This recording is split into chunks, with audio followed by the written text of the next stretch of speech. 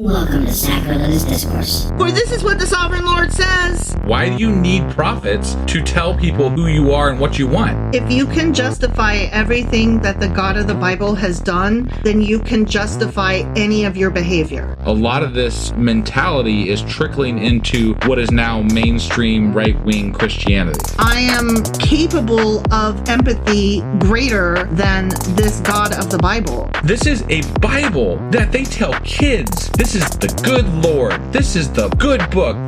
He is fantasizing about murder, mass murder. Head over to sacrilegiousdiscourse.com right now to find out how to leave us a review or support us on Patreon. Husband! Wife! Do you know what we're doing today? I'm so excited about this one. You told me, but here's the thing. Yeah, I know you're going to introduce this so much better than I ever could. Because I'm so excited about it. So go with it. Gyms and peens and gyms and peens and gyms. We're going to talk about gymnasiums and penises. Yes. I'm so fucking excited about it. Okay, look, guys, there is some relevance here. There is. For one thing, it's about how gymnasiums were Greek, whereas circumcised penises were Hebrew. Yes. And you had to be naked in the Greek gym.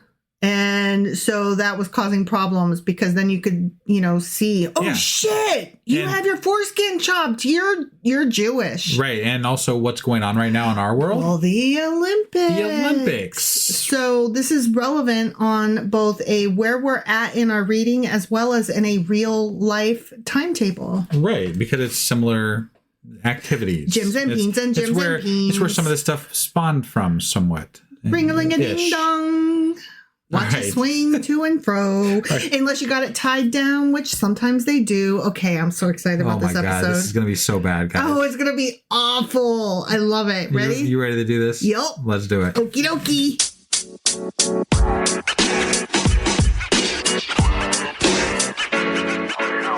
All right. So this episode is about gymnasiums. Okay? Yeah. And because it's about gymnasiums, penises will happen. Okay? As we all know, that's what happens at gymnasiums. As you know, husband. When we talk about gymnasiums, we have to talk about the penis. Obviously. So here's the thing. Gymnasiums don't show up in the Old Testament.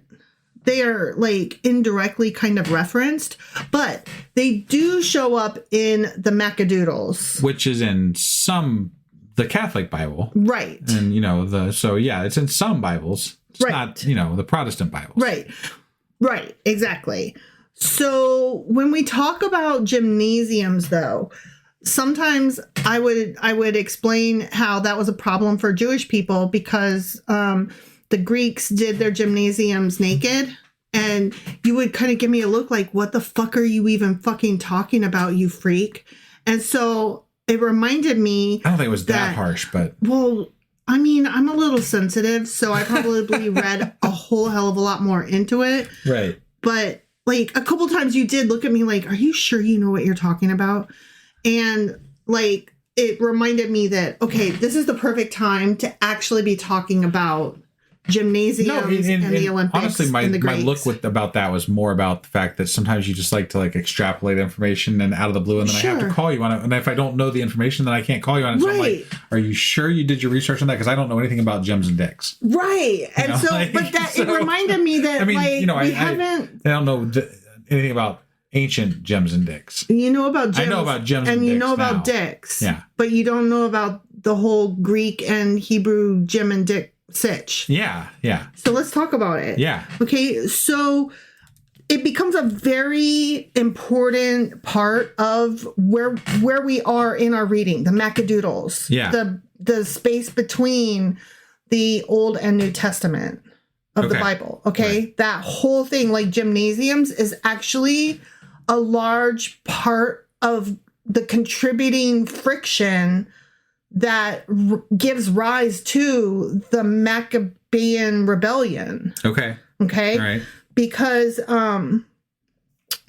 their presence, the gymnasium presence, is a huge, major cultural and religious situation. Okay, so gymnasiums were Greek, not Hebrew.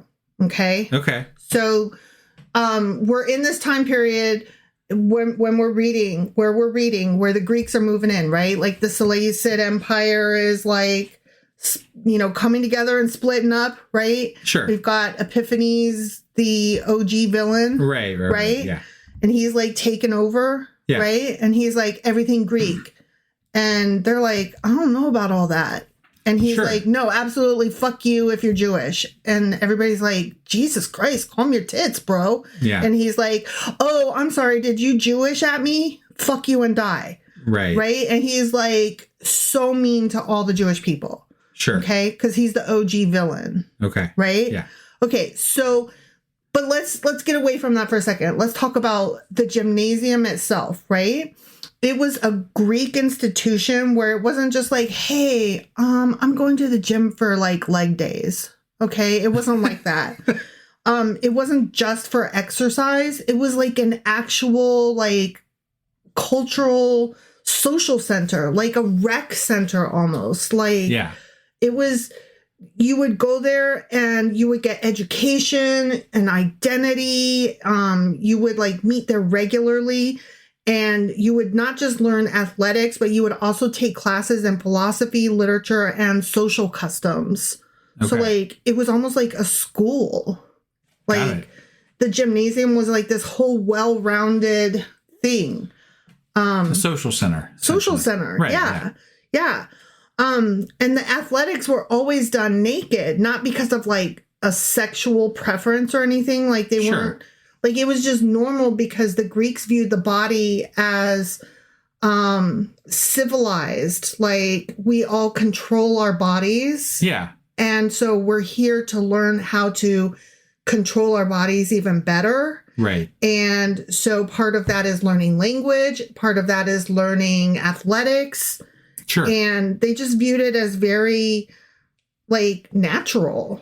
Well, and there was a lot of learning about what it is to be human back then too, right? We're talking about ancient humans. That's why I said philosophy. And so like some of this is just understanding how the body moves and works and a very artistic take on it. Right. Yeah. The word gymnos comes from the word naked. Like it literally, like, I'm going to the gym, I'm going to the naked. Like, of course you are, right? Yeah. It was deeply tied to Greek religion and culture. And like everything about it was exactly opposite of Jewish culture because they viewed nudity as like in a philosophical or an artistic or in a human, way. Yeah. Right? Like very positive. And, Jewish people, like they were like, no, you need to hide that shit. You need to cover that shit. It's very shameful. Like showing your shit is not okay. That's for you and God and maybe your spouse, but she sure as fuck shouldn't enjoy it. Yeah. That kind of thing. It's in their book, right? Like as soon as they found out about things, they had to cover themselves up. So. That like the first thing. Yeah. Right. They were like embarrassed and ashamed of their nudity. Right. Yeah. So. Well, given that we're such a Christian culture, I find it odd that gymnasiums and gyms are such a large part of our culture still, right? Bro culture. Because it's, it is we took it from obviously Greece, and so it made the through line. Well, and I suppose Greece ended up becoming a large part of what it is to be Christian too. Baby. So that does make some sense as well. But it's all a mash. It's just interesting where it started, I guess. Yeah. Yeah. So the Jews built a gymnasium in Jerusalem. Oh, the Jews built okay. In Jerusalem. Okay, all right. Because they were emulating the Greeks because, the culture was going back and forth. Like the exchange of ideas and cool stuff, right? And they were like, that seems cool. Sure. But also because it was being forced on them. I was just about to ask, is that something that was like, because Antiochus Epiphanes was forcing Greek culture onto them. So I wondered if that was something that was forced. It was a bit of both. Got it. Okay. Definitely bit of both. This happened during the period of Greek control right after Alexander the Great's empire split.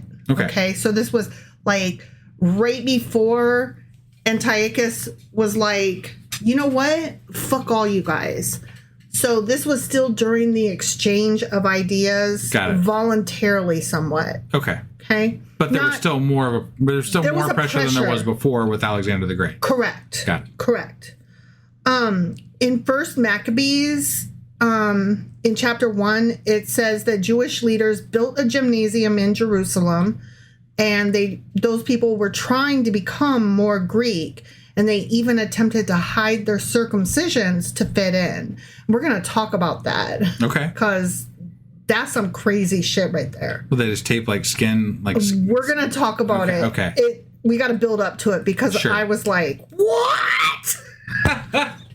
Okay, so we'll get there. Okay. Now, when they built the gym, they were like, you guys, we built this thing called a gymnasium, and we're going to be naked in it. Okay. Yeah. This was seen as super shocking and shameful by traditional Jews. Sure. They were like, I'm sorry, we're going to what now? Because circumcision was the physical sign of the covenant with God, you know, from Genesis, right? Sure. And in the gymnasium, naked athletics made the circumcision visible, which means that it was quite obvious who's Jew and who's not. Sure. Okay. And there were Greeks running around town with these Jews in Jerusalem. Sure. Okay. Sure. So when some of the Greek Jews were like, hey, let's build a gymnasium. That sounds cool because, you know, it's the Greek thing to do and Greek is awesome, right? Sure. We love Greece. Yeah. Don't we? Everything's Greece. Look at all of the things Greece does. Right, right. Right? Yeah. They were like, let's do a gymnasium. And so they built it. And then the local Jews were like, hang on, what? I'm sorry, naked?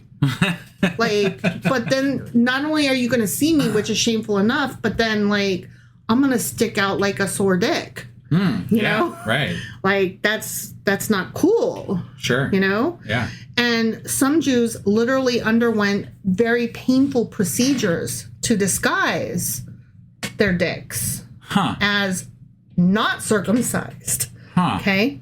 They were trying to fake assimilation. I don't even want to, like, okay, look, if you say painful procedure in today's day and age, I'm thinking, yeah, but you're going to get some, like, painkillers, you're going to get something, some numbing agents, you know, things like that. But I can't imagine that any of that happened back then. And the area that you have to adjust is not something that I really like imagining at all. Anyway, so gymnasiums symbolized the abandoning of God's covenant, of their covenant with God.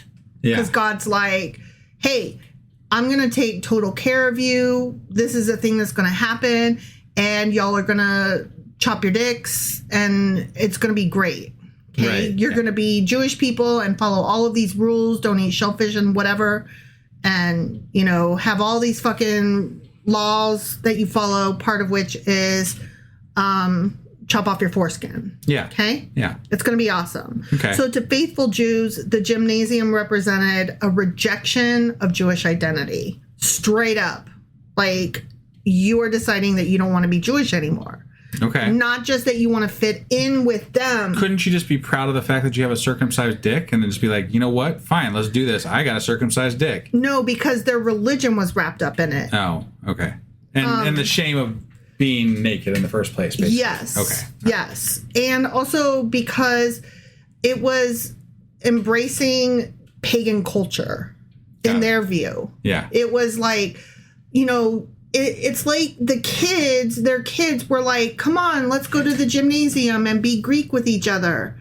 And we're going to go learn all the cool things. Oh, Mom, look, all the boys still have their foreskin. I don't. Right? And so there was all that. And they're like, I want to not have foreskin, or I want to put my foreskin back on. And the parents are like, absolutely fucking not. Don't be pagan. Right. And they're like, but I want to. But if they were doing that, they were choosing Greek values over Yahweh's laws. So it wasn't just about exercise. It was about loyalty and identity to God. Got it. Okay. So this led directly to the Maccabean revolt. Okay.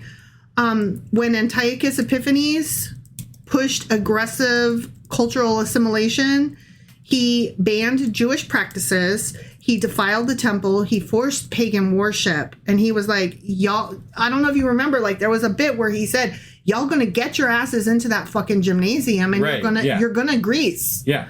And they were like, but we don't do that. Yeah, no, that's crazy. Yeah.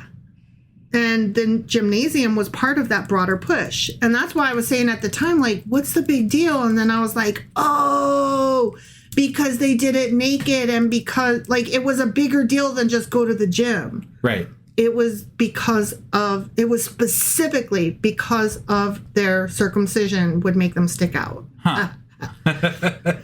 So, yeah, that totally triggered the revolt. So... And there was a lot of talk about, like, the true Jewish people and there was a lot of, especially in the first book that we read, right? Like they definitely distinguish between the good and the bad Jewish people. Like, how Jew are you kind of thing. Yeah. And there was a lot of anger at the ones that were conforming to... Assimilating. Right. Yeah. And it made it really rough, but it also explains better to me. Like, remember, we had a hard time understanding, like, I thought if you were Jewish, you were just Jewish. What? Yeah. Like, why were the Maccabees hiding? And there were Jewish people going along and Jewish people not. Like, in my mind, they were all one people, but they weren't. It was Jew against Jew because of all of this other stuff happening. Sure. And the gymnasium was the biggest, like, symbol of that. Right. I don't think that is really pointed out enough that, like, whoa, that's a big deal. So even though gymnasiums aren't in the main Old Testament narrative, they definitely explain the cultural crisis that shaped later Judaism.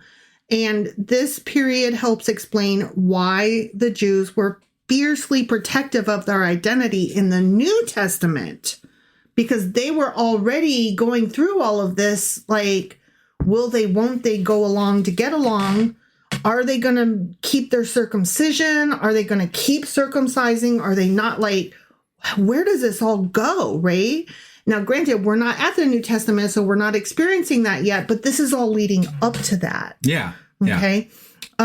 This is also why Greek culture was seen as very threatening, because even as it was more philosophical and more kind of like embracing the maths and the sciences. And we did that whole episode on Greece, baby. Yeah.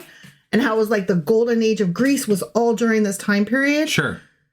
It was awesome, but not for these people. Right, because it goes against what they stood for. Everything. Right. It went against everything they stood for. Yeah. Yeah, and it explains why groups like the Pharisees existed, which we haven't got to them yet, but that's going to be a thing. Sure. Okay. This is part of the background of what Jesus was seeing when we get to the New Testament. Gotcha. Okay. And just as a side note, if you really want to not have a good rest of your day as far as what you're thinking about, go do a search for what they did to have these procedures done. We are gonna talk, we're gonna talk about it. Okay. Don't look it up yet. I already looked it up because I was like, I want to see what this, because I didn't know if you were going to get to that or not. No, see. God, no, it's not good. It's not good. It is not good. No, there's a whole vocabulary for it even. No, it's terrible. Yeah. Terrible. I wondered what you were looking up over there. Yeah. Yeah, you should have just waited. So, apparently in the book of Daniel, which we did already read, there was a reference to this whole situation because the book of Daniel reflects resistance to the Greek cultural pressure. Okay. Like I do remember that they were like growing up there and not cool with everything that was going on. Sure. And like one of those examples is that Daniel and his friends refused to assimilate fully into Babylonian culture. Yeah. And they got thrown into the fire and all that shit. In the lion's den. Well, that was separate, but yeah. But no, that was one of those Daniel stories. Yeah, it was one of the Daniel, but it wasn't but that wasn't him and his friends. Him and his friends was the fire And they were dancing in the fire and all that shit. Naked. Whatever, yeah. With their ding-dongs. So that whole situation with Daniel totally anticipates the later gymnasium conflict. Okay. Like it's part of the greater story. Yeah. Yeah, so gymnasiums represented the Greek assimilation versus Jewish covenant identity. So it's like these two, not just culture clashes of should we go to the gym or shouldn't we? Yeah. It was so much bigger than that. And I just like wish I understood that at the time. Right. You know? Well, no, and there's so much with regard to like historical context that we find out later sometimes that we're like, oh shit, we missed a big chunk of what that really meant because we didn't know. We didn't know. Yeah. I mean, that's kind of one of the things that I really enjoy about what we do is that as we're going through this and learning more about everything, it starts opening up all these other historical perspectives and all these other things that we didn't know about before that we're like, oh.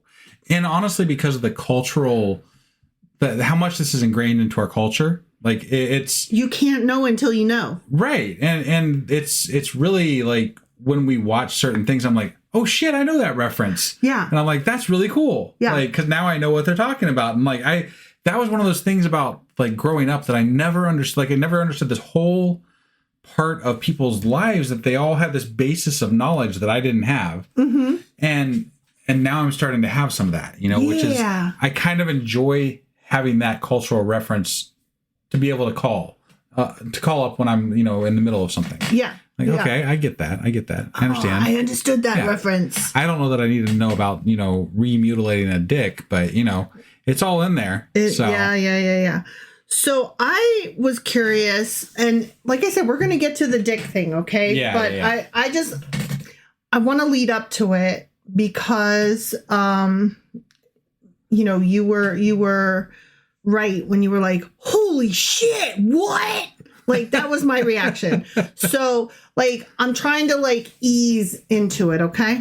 Sure. So, before we get to the dick itself, okay? Yeah. Gotta start with the balls, right? No, actually, today we aren't discussing balls. I'm just joking, yeah. But it's just fun to say. Sure. We're not discussing balls. Right. I mean, we can discuss balls another time if you like. You know, I'm always here. This is your show. I'm just here for the ride. I'm just along for the ride. Yep. I was curious, but why did they have to do it naked? Like, why? I mean, we kind of discussed because they were like super into the human body. Okay. But I needed more. Yeah. Okay. I was like, but I need to understand a little bit better. Right. It just sounds grody. Like, really? Still. Why are you guys, why are you guys really wrestling naked? Right, Come on. They considered it a natural, honorable, and morally superior form. Okay. All right. It wasn't sexual. Morally superior. Okay. Because you were clean. Sure. You were at your cleanest. You had nothing hidden. The pure human form. Yeah. And their idea of what God and humanity was about was much different than what the Jewish culture thought. Exactly. So. It wasn't sexual in any way whatsoever. Like, I kept being like, yeah, right. Well, I mean, but if you look at a lot of Greek art, it's all nude. Yeah, right. And it was all philosophical, aesthetic, and social. Sure. Okay. So we already said that the word gymnasium comes from the word, the same word as naked. Yeah. Okay. So it was like the defining feature. Can you imagine the world that this would be if we grew up with Greek as the main religion? Like if the Greece gods were the, there would be such... I feel like we would have been much more scientifically advanced, and we would have, there's no going back and redoing. We'd still be weird, just weird, smarter. In different ways, but it would be different, right? Yeah. Like, I feel like that would be a good show to, like, reimagine what our world would be like if Greece won out as opposed to, like, if Greek mythology won out as opposed to Christianity, right? Rome. Right. I'd sign up for that show. Even with the nudity. I'm not opposed to nudity. I feel like things might have ended up a little better, you know? Maybe. I could be wrong. It could have gone the other way, you know? Who knows? We could have already hit the singularity and we'd all been done for. But see, there's that too. Yeah. There's how much sooner would we have got to AI, or would we already have blown up the fucking planet? You know? Because they would have hit the sciences even earlier. Sure. You know? Yeah. So the Greeks, as we've already said, they celebrated, not just like we're interested in it, but celebrated the human body as an ideal. Okay. The human body, they believed, reflected harmony, balance, and excellence, because a well-trained body, which they were, hitting the gym regularly. Yeah. They never missed leg day, right? Mm-hmm. So they were always well-trained, and that showed their discipline and their virtue and their self-control. And we're going to talk about that in a minute. Okay. The self-control specifically. Sure. But the fact that they were naked showed off all of the work that they had done to try to perfect their body. And it wasn't like my body is better than yours. It was my body is in its peak state. Sure. Like it wasn't shameful, like, oh, womp womp, I'm shorter than you, I'm not as good. It was, these human bodies are all different and they're all in their peak states. Sure. Like that was what they were looking at. Yeah. Okay. So the comparison was a lot different. Yeah. There was less shame that way. Sure. Which is very cool. The concept was part of what they called arete. Okay. And it was the excellence of mind and body. And the two went hand in hand. Mind and body. Okay. Because remember, this place was also where they learned language and culture and philosophy. Like they went there to learn everything. Right. Mind and body. Sure. Okay. And that you already pointed out is why Greek statues are nude. It totally wasn't meant to be pornography. No, I feel like they had there was a very large amount of curiosity about the human form and about science at that time, about, like you said, math. Like there's a lot of things they were exploring with regard to what human possibility and potential. Yeah. Which I just love the idea of. And I think that being naked was part of that whole culture, that they were living the sciences, not just not just exploring the sciences. Yeah, no, that's such a great way of saying it. Yeah. Athletics were also tied to their religions. Yeah. Because of their bodies. Yeah. Yeah. Like, so events like the Olympic Games, which, we're currently going through right now in Italy. We are. They honored gods such as Zeus. Sure. So there was that aspect as well. Competing naked was seen as pure, honest, and respectful because, again, there's nothing to hide. It's all on display, and it's all looking for the best possible way that things... It's kind of like how... I don't know. I love ice skating. So to me, that's where my mind goes for perfect examples. It's always looking for the perfect way to be able to do certain moves. Like, for example, with ice skating, I can specifically remember this was like right after the Tanya Harding and Nancy Kerrigan years. Yeah. I can't remember this. Awesome skater. She was a Black French girl, gorgeous skater. And she would always do a backflip and she would always get points deducted. But for her, she would look at that with disgust because she was in it for the art and perfection and the moving forward of the art and the skill. Okay. You know what I mean? It was about the just making it better. How can I keep doing this and pushing it more? Well, over the years, other skaters have done that as well. But it was never considered a skill that they were allowed to do because the backflip, every jump that you do has to be one that you can land on one-footed. So it's Surya Bonali? That sounds correct. Okay. Thank you, Polly. I don't doubt that is who it is. And just for the record, we are live on Discord tonight, so come join us next time on Discord. And then you can answer my stupid questions too. But the jumps that are scored, you have to be able to land on them one-footed. Sure. And it was believed that the backflip wasn't one that you could land on one-footed. So not only could you get scored well on it, you would get negative because you did a jump and landed on both feet. Right? Yeah. So even though you did this awesome thing that's very difficult to do, you weren't following the rules. Therefore, right. Yeah. And she like held that in just such disdain. And so she's like, fuck you, I'll do my own thing anyway. Right. Yeah. And I can specifically remember this situation because I think she got like silver during that time period. Okay. And she just was like so like full of disgust for silver, right? And I remember I was in agreement with my parents at the time going, ugh, how could you be at the Olympics and like scoffing at getting silver? Like, what the fuck is wrong with you? Right. I have to wonder now, looking back, if there was a little bit of racism in that, like my parents looking at that and being dissatisfied with her dissatisfaction. I don't know that that's the case. I just have to wonder because now when understanding the situation better, I understand she wasn't scoffing at the silver. She was scoffing at the entire organization, not wanting to push the art form forward. Sure. You know what I mean? I get that, but I don't know that like. Well, because she did that over the years, several other skaters have proceeded to there you go. Push the boundaries. Okay. And this year, finally.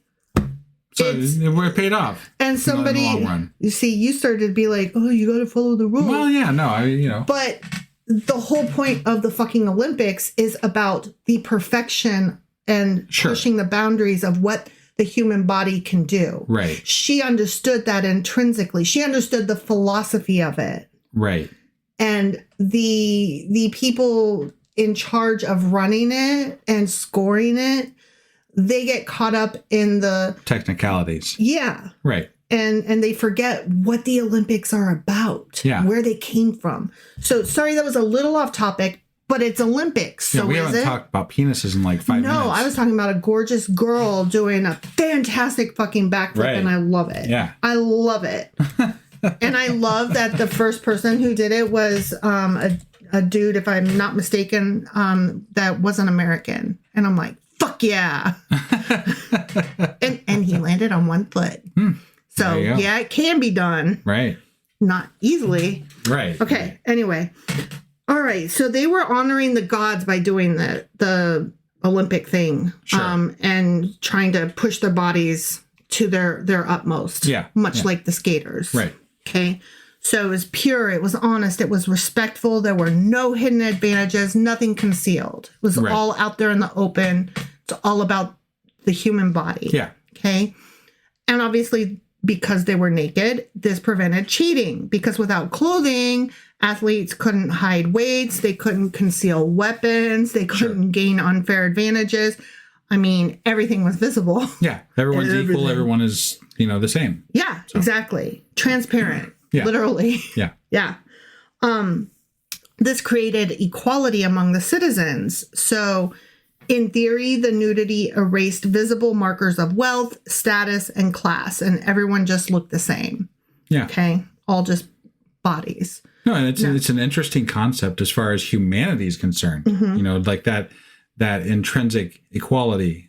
Let's keep in mind, though, this was just the dudes. Okay. But still, it was an advancement. We're talking thousands of years ago, right? Even at that, we're still talking about an idea that is hard pressed to be equaled today. Okay. Yes, but let's talk about attempts to remove appearances of classism. One way to do that in schools, for example, is to go with school uniforms, right? So everybody wears the same school uniform, right? Right. We don't like that necessarily, because then it defeats individualism, right? Sure.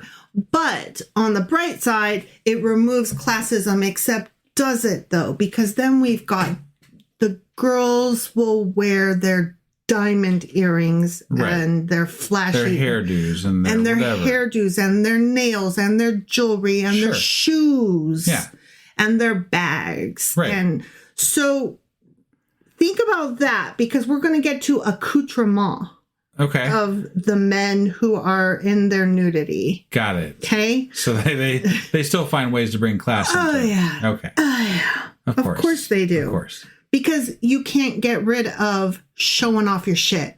Right. Okay? Yeah. You just can't. It'd be really nice we could, though, wouldn't it? If we just could all be human beings together on this planet and just like exist as...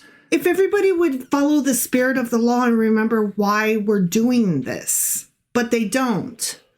They don't follow the spirit. They don't remember the spirit. Sure. They want to...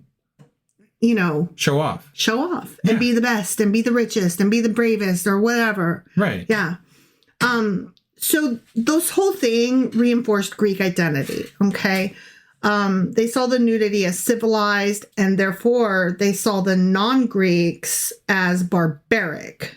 They were uncultured because they could see uncircumcised heathens over there worshiping their Yahweh and showing off their dick heads. Yeah. That's actually, we're going to get... How profane. But actually, to them, it actually really was on a very mental level. Right. We'll get to that in just a second. Okay. All right. When your dick head is covered, you are very civilized. You are... Well, but it's because that's control of your body. It's much like any other culture. This is the culture that they were used to, right? It's a weird scenario for me to imagine where people are used to seeing circumcised dicks just all the time, and like it's weird if you like the fact that there's an oddity to seeing a different dick. To seeing dicks me at is all. like I'm like when you're worried about the different types of dicks, I'm like, man, that's a whole different world than I live in. Right? Like, not only am I seeing all the dicks, that's funny enough to me. Sure, yeah. But now I'm like judging whether or not I can see your dick head, though. Right, yeah. And that's the judgment, not the dick clothes itself you walked in with, but no, your penis. Yes. That's what I'm judging you on. Yeah. So Jews found this very horrifying. as we could tell they might, right? Because in the Hebrew Bible, nakedness is usually associated with shame, vulnerability, humiliation, right? And Christianity still views it that way to this day. Absolutely. And all the Abrahamic religions seem to still to this day. And I don't think that's a great aspect of what that religion brought to the world. No, it's not. It's not. The Greeks definitely had this part right, I think. Better. Yeah. Comparatively speaking. So when we had the gymnasium, they were rejecting Jewish modesty norms. They were exposing their circumcision. They were symbolically embracing Greek identity. And it wasn't just about the exercise. Yeah. Here's a bonus detail that I found a little surprising too. It wasn't just the people that were competing that were in the nude. Yeah. The spectators. Oh. Were also usually either naked or very minimally clothed. Interesting. Right? Yeah. The nudity was not scandalous. It was just part of the thing. I mean, which makes sense. From the images I've seen of Greek culture in general, they didn't give togas, or whatever. Like, they didn't wear a whole lot. Right. It didn't seem like they were seemed like, from what this is a generalization. Right. Or from what I generally understand about Greek culture, it was much more open with regard to sexuality and different things with regard to the human form. So... Yeah, I did, however, recently watch something in one of the classes that I'm watching about that time period where I saw, but let's take a look at the togas for a second. They were like very difficult. They were huge and difficult to wrap. And like the women's hairstyles, like all of their dressing could not be done by themselves. And that speaks to how dependent they were on slave culture. Oh. Wow. Yeah. Okay. So, I mean... So they didn't have it all right. No. And I feel like it's important. Like, I don't want to completely romanticize them and say that they had it all right. They clearly didn't, because what we're talking about right now is, it was the men doing this, not the women. So clearly the women were not equals. But that's okay, because the women had slaves help them dress every morning. They literally could not dress themselves. They literally could not, like, if you see the hairstyles even on art that has survived to this day, it was so intrinsically woven. Every day a slave had to get up and weave their hair and sew their hair and create those styles that took like hours to create.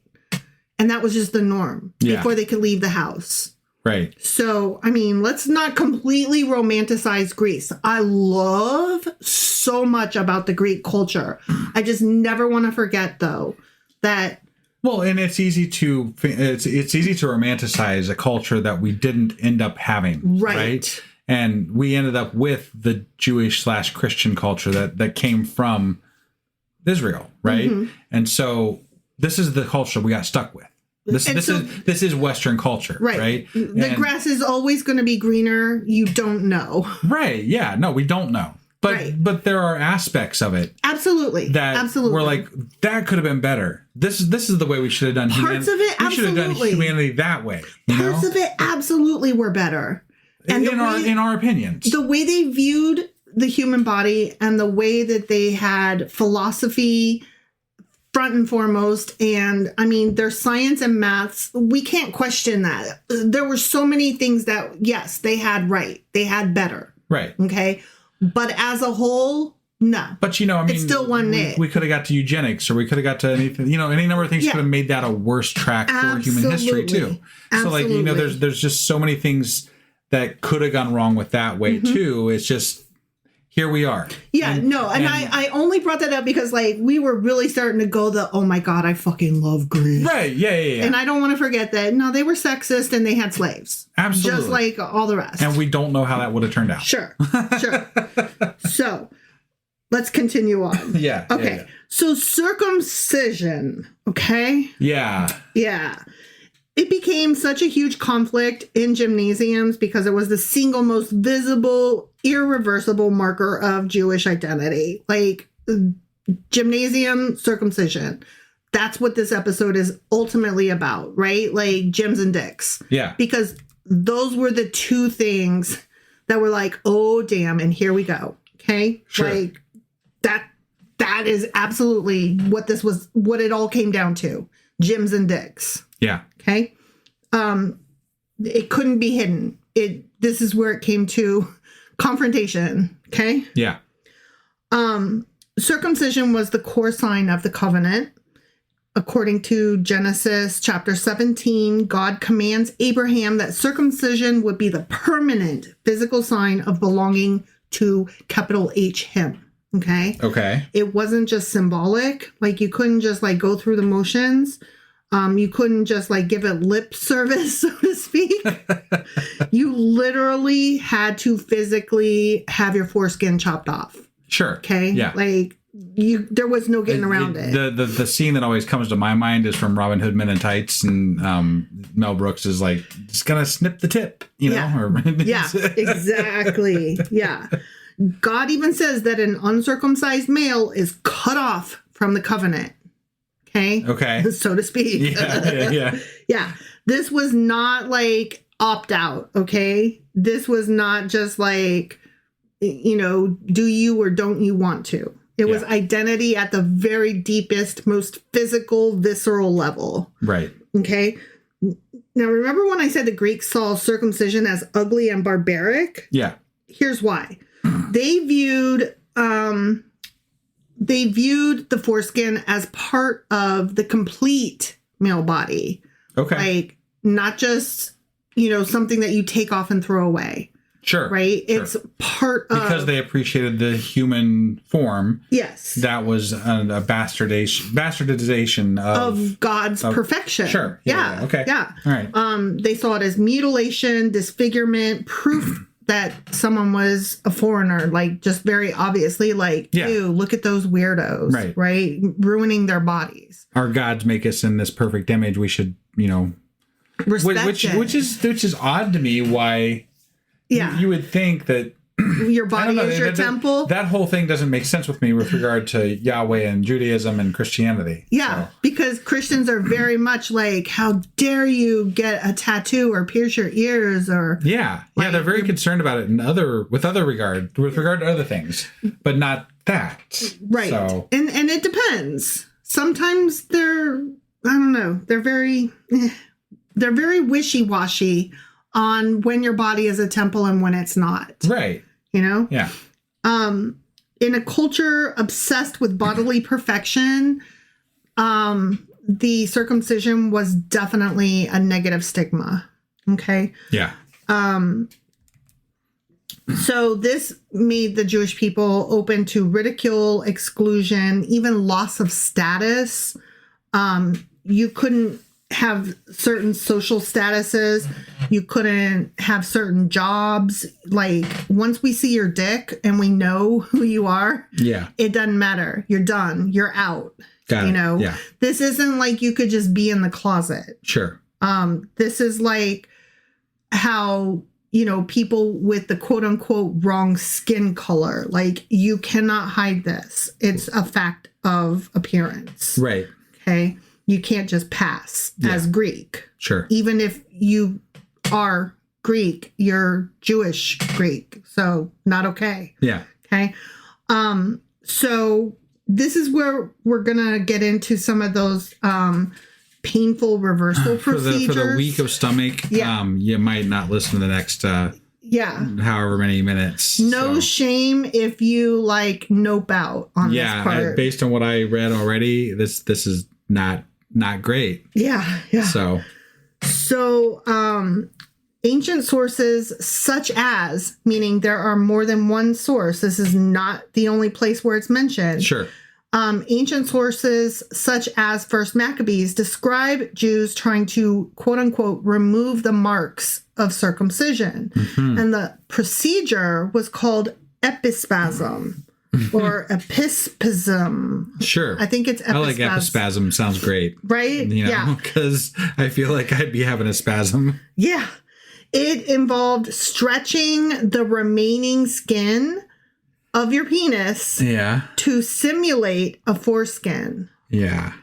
And they would do this to try to avoid shame, gain social acceptance, advance politically, or to be seen as fully Greek. Okay. I actually saw that there was a couple of different... Okay. I'm getting there. All right, getting there. Yeah. Let me get through mine, and then I'll show you mine, and then you can show me yours. So, some Jewish people believe we should modernize and join Greek culture. I mean, they're pretty cool, man. Right. But then others obviously were like, that's a betrayal. Don't be dumb. Right. Like Judas Maccabeus. Yeah. Mothers who circumcised their sons were executed under Greek rule. Wait, say that one more time? When Antiochus Epiphanes came into rule, he was like, no, circumcision is outlawed. Oh. And that's why he opened the gym, so that... Oh, to check. Yeah. Oh, damn. And then after that, mothers who circumcised their sons were executed. Wow. Yeah. Wow. So this had become very political. I see. Okay. Yeah.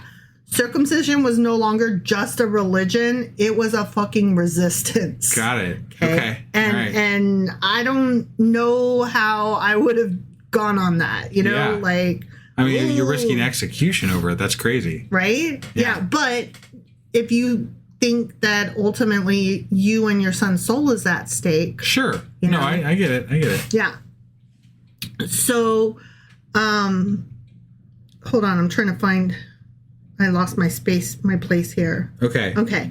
So this early conflict shaped Christianity from the beginning. Well, hold on. Are you still getting to? I am still going to get there. Yeah, right. My notes are out of order because I'm an idiot. Sorry, I just was like. No, I know. I will get there. All right. Just my notes are out of order. Got it. So I will get to the dick. Not stuff. That I really. I don't want. Yeah. Anyway. You just want to not leave out the dick stuff. Well, it seemed like you were talking about it, then you went away from it. I know, because I'm like, where the fuck did my dick stuff go? Right. Yeah. Yeah. That's a question I ask all the time. Where's my dick stuff? All the time. Yeah. You ask that of me, or do you ask that of yourself? Right when I wake up. Where's my dick stuff? Oh my God. I cannot. Okay, listen. This conflict directly shaped early Christianity. Okay. One of the biggest early Christian debates was, do Gentile converts, do they need circumcision? Uh-huh. Apparently the Apostle Paul argues no. You know, Matthew, Mark, Luke, John, Paul, all them guys. Yes. Yeah. Okay. So Paul says no, you don't need to circumcise. Okay. Because circumcision had become such a loaded cultural boundary marker. And that's why Christians, some are and some aren't, but it's like a personal health choice at this point, not necessarily for Christians, not necessarily like you have to do it or else you're not a good Christian. Got it. Okay. Yeah. It's just like up to moms and dads. Sure. At their baby's birth. For many. It's still required for Jewish people, but I think that they wait until their son is like 13 or some shit like that. I don't know. I don't really know about all that. That's just crazy to me. I find it crazy that circumcision in the year of our Lord 2026 is still a thing. Not my Lord. Not my Lord, but still. Okay, here we go. I wanted to know more about epispasm. Okay. Yeah, so just to cover real quickly, the procedure that you described before was not the procedure called epispasm. That was called stretching or drawing. Okay. The one that you're about to describe is the epispasm. Okay. What I saw in my notes is that epispasm literally means to draw over. The word epi means over, and speo is to pull. Okay, well, they might have both been known by that, but there's the one that I saw. There's a surgical procedure. Yeah, there's two. That's specifically described as epispasm. Okay. So let me read mine and then you read yours. No, you're good. I don't know that I need to read mine. I'll follow along and I'll add anything if I need to. Okay. So epispasm was a real documented medical procedure. Right. And it was practiced by actual physicians in the Greco-Roman world. Yeah. Not just desperate improvisation in secret back rooms like where women go to get abortions. Right. This was like, no, I'm going to go get like my belly button pierced, or I'm going to go get my laser eye surgery, or I'm going to go get my dick stretched. What? Yeah. These are just things you do, right? Mm-hmm. Although secrecy and shame were definitely part of it for Jewish men because, you know. Oh. Yeah. Okay. So again, epispasm literally means to draw over. And so it literally means pulling the skin over. And the goal was to restore the appearance of a foreskin. It's not true regeneration. It's cosmetic reconstruction. Yeah. And it's explicitly described in ancient medical textbooks. And I will get to the other thing in a minute. Okay. There's a Roman medical writer named Aulus Cornelius Celsus from the 1st century AD, who describes the procedure in his book De Medicina. Okay. And he explains step by step, which I know we all love, how physicians could loosen the shaft skin surgically, stretch it forward, and secure it so that it's covered the glands. Loosen the skin is a very delicate way of slice it. Yeah. Slice it away from... They use a scalpel. Your dick and pull it over the dick head. Right. Yeah. And this was a clinical, formal, medicinal thing that they did. Yeah, good stuff. It was not myth. It was not like stories or rumors. Like, this was actual surgical literature. Like, what? This is just what you do. Right. You just slice up your dick and move the skin around. Yeah. It's totally cool. Yeah. Yeah. Okay. There were two forms. There was a surgical and a non-surgical. Okay. The non-surgical epispasm was more common early on and involved attaching small weights to the skin and gradually stretching over months. Okay. And this was like similar in concept to ear gauging. So like, for those unaware, you can stretch like if you get your ear pierced, the way that people get like I didn't know this for the longest time. Like, how do they get those giant? You just keep increasing the gauge. Yeah, you just keep the gauge is the size of the hole in your ear when you get your ear pierced, and like every so often, then you just get a bigger size piece, which is the gauge is the size of the hole. And so over time, that's how you increase the size of the hole in your ear. And so you can see people in other countries like Africa comes to mind just because that's like the most prominent example where they'll have the giant ear holes. So it's similar to that, except your dick. The stretching that's happening over time is that you're pulling your dick skin down slowly over time to cover your dick head. Yeah. The tissue expansion used in modern reconstructive surgery emulates this as well, which I did not know. It was slow, but it was a lot safer than what came later, which was surgical epispasm. And that was a lot more extreme. Yeah. Celsus describes cutting the skin to free it. So pulling the skin away from the dick, pulling it forward, and allowing it to heal in the new position over the dick head. Mm-hmm. This was obviously very painful, very risky, very prone to infection because let us not forget, they didn't have antibiotics back then. Whee! What did George die from? Dick surgery. He was such a dickhead. Doctors performed it very openly in Greek and Roman society. It was just a thing. Yeah. Okay. Here's the key cultural difference. For Greeks and Romans, it wasn't shameful. It was just cosmetic correction. Yeah. It's just like, oh, yeah, my stupid mom got me, she circumcised me when I was a baby. I didn't have a choice. And I would like my dick skin back, please. Yeah. So they would want to go get that fixed. So doctors offered epispasm the same way that modern doctors would offer scar revision or cosmetic surgery. It wasn't illegal. It wasn't shameful at all. Yeah. Although Jewish men likely sought this out very quietly. Well, yeah, you wouldn't want to. That's not something you want to. Yeah, you're trying to do it to save your social. Well, whatever. A, you don't want your Greek compatriots to know that your dick is messed up in the first place. And B, you don't want your Jewish friends to know that you're trying to erase your Jewish identity. Right. So you're hiding it from both parties. Yeah, right. Yeah. And especially your mom, I imagine. So in Jewish communities, reversing circumcision was seen as apostasy because you're turning on God. Yeah. So it was a betrayal and a rejection of the covenant. And it was just not good. So there was also a non-surgical device called a kenodomy. And this was a string tied around the foreskin and fastened to the waist. Yeah. And Greek men used it to keep the foreskin pulled forward to maintain the culturally preferred appearance.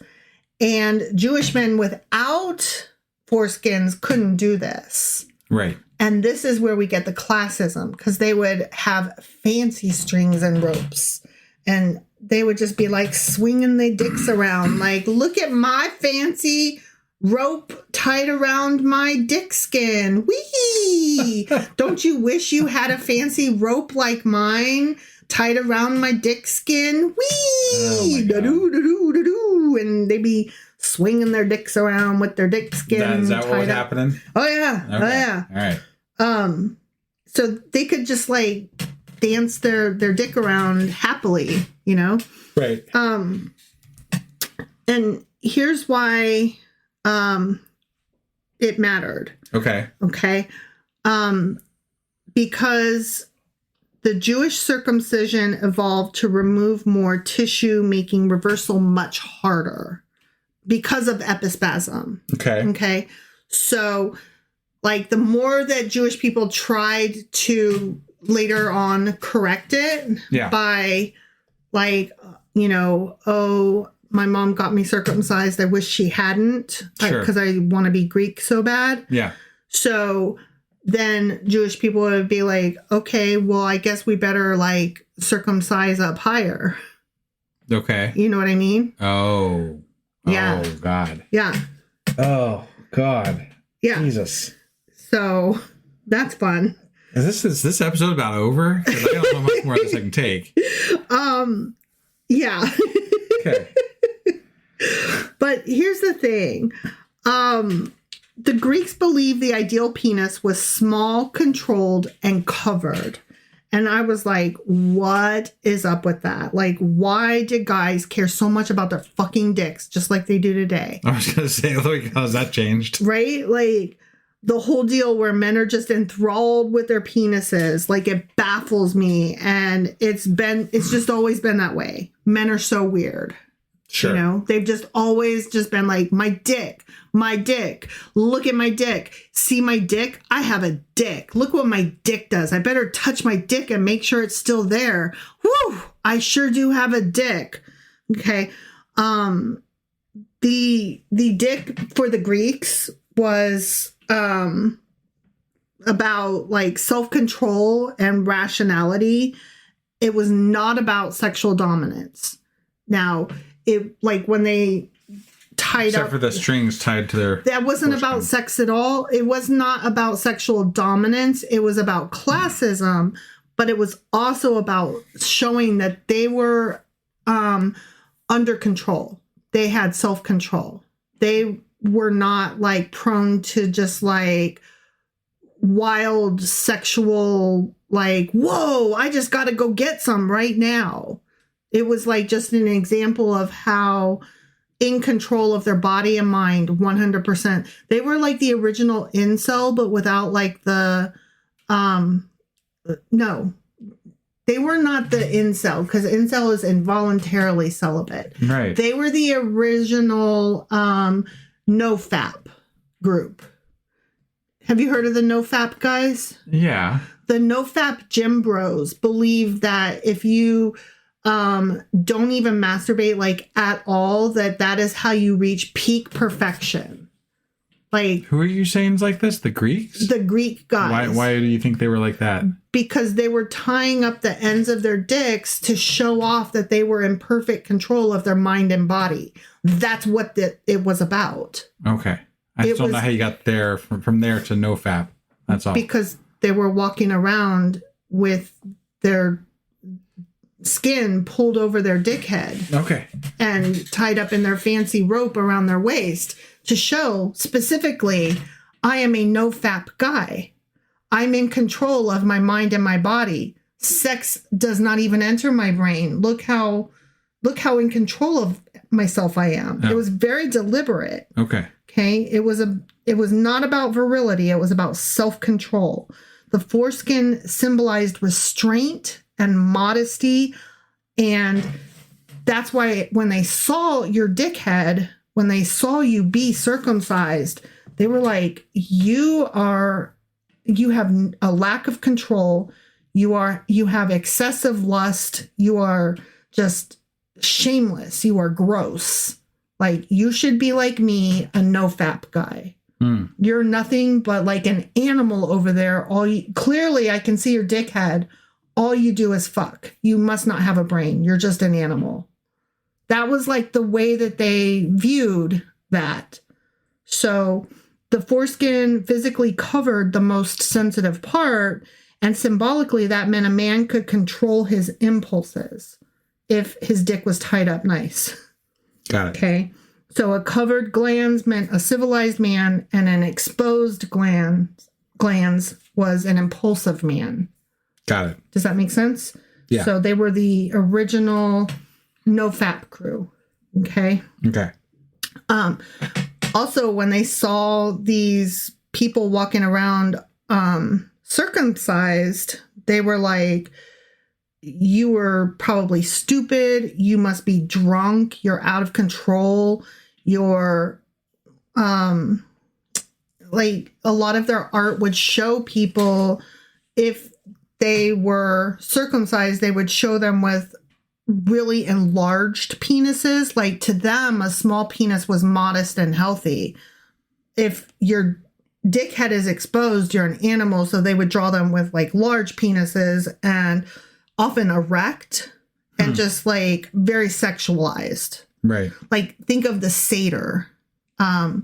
That's the like fawn guy that was like lusty, or like part of that whole Bacchus and Dionysus, like very sexualized creatures. That's part of what that is about. Sure. So to them, like, the no-fap was just all brain, you know? Yeah. So, yeah, if you get circumcised, you're an animal in their mind. Got it. Because they, I mean, it's cultural differences. Yeah. I mean, it's just they're calling out that their culture is better than the other culture, and that's the way every culture's ever in the history of the world has operated. They're just as interested in the dick, but from a completely different perspective. They're both looking at each other's dick going, oh my God, your dick. Right. And it just so happened that at the time, Greek was the more dominant culture. That's right. all. No, so, I mean, that's why their prominence was winning out at that point in time. So. Right. And their math was better. Sure. I mean. But that didn't, keep them in power. No. Math only gets you so far. Math only gets you so far, but it also helped when the Romans came and took over, and the Romans took their math. Sure. Yeah. And their gods. Right. I mean, eventually we got to the moon, Yeah. So it's all good. No, I know. I'm just saying. But that's what that was all about. That's what the dick thing was all about. Yeah. They were like, dicks are gross, but only part of it. Right. I gotta say, if you made it this far in this episode, I'm really impressed. So I think you noped out like about 10 minutes ago because you were just like, what? Well, I mean, we've been talking about chopping dicks for the last 10, 15 minutes. So, well, yeah. Yeah. That's a bit much. Yeah. But hey, Mm-hmm. Was that all you had? That's all I had. Great. I mean, unless you want to talk about more dickheads. I don't. And I'm good. Penis swinging. I'm done. And I'm ready to go. And ding dongs. I am Peters and peens and weens. With it. No? Nope. No? Thanks for joining us, everybody. I didn't even talk about scrotums and balls. Really appreciate you coming out. Nut sacks and we're gonna be back next week. Well, hopefully we'll be back sooner than that. We're gonna get back on a regular schedule soon, but because winter is almost over. Winter's almost over. Yeah. The snow is melted. Thanks for joining us, everybody. Peace out. Bye. Bye.